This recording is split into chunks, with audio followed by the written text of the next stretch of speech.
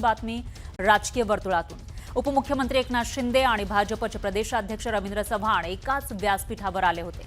त्यामुळे दोन्ही पक्षातील वॉर संपल्याचं स्पष्ट झालं होतं। मात्र दोन्ही पक्षातील कोल्ड वॉर अजूनही सुरूच असल्याचं राजकीय घडामोडींवरून पाहायला मिळतंय। डोंबिवलीमध्ये नेमकं काय झालं पाहूया, त्यावरचा हा स्पेशल रिपोर्ट।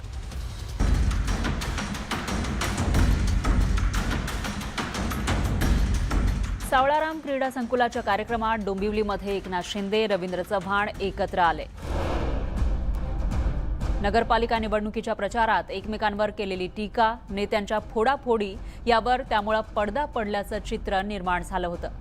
मात्र डोंबिवलीमध्येच माजी दिवंगत नगरसेवक वामन म्हात्रे यांचे भाऊ बाळा म्हात्रेंना शिवसेनेनं निवडणुकीच्या रिंगणात उतरवायची तयारी केली आहे। तर भाजपनं वामन म्हात्रे यांचा मुलगा अनमोल म्हात्रेला उमेदवारी देण्याचं जवळपास निश्चित केलं।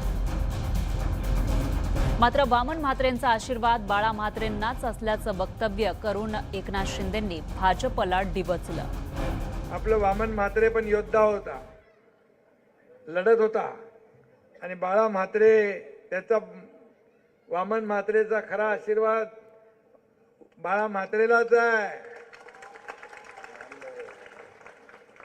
आणि तुझ्या माग वामन म्हात्रे पण म्हणायचा की मी जिकडे जातो तिकडे सत्ता येते, आणि खरं व्हायचं त्याचं।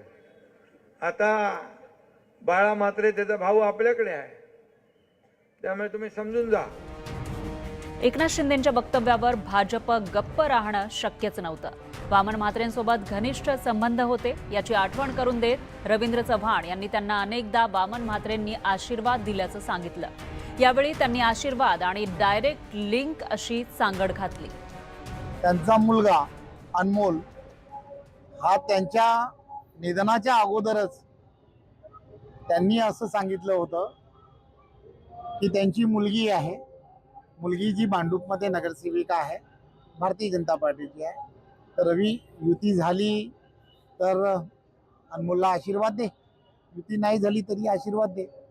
त्यामुळे मी असं ठरवलं की अनमोलला वामनजींचा आशीर्वाद कसा मिळाला पाहिजे, कारण डायरेक्ट लिंक रवींद्र चव्हाणांशीच आहे, दुसऱ्या कोणाशी नाही। रवींद्र चव्हाण यांनी सिंधुदुर्गमध्ये घेतलेल्या पत्रकार परिषदेमध्ये निवडणुकांना निवडणुकीसारखं घेतलं पाहिजे, निवडणुकीनंतर सर्व काही विसरलं पाहिजे असं वक्तव्य केलं होतं।